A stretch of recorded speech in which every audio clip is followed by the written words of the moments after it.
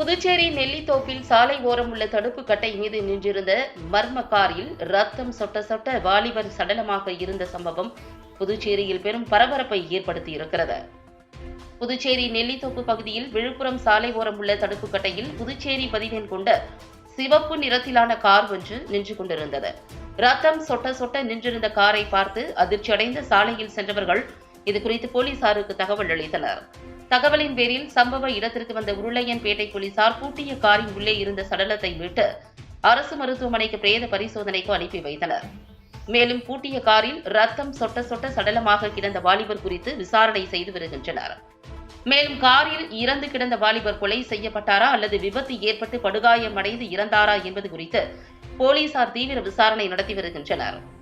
சாலை ஓரம் நிறுத்தப்பட்டிருந்த மர்மமான காரில் ஆண் சடலம் இருந்த சம்பவம் புதுச்சேரியில் பெரும் பரபரப்பை ஏற்படுத்தியுள்ளது.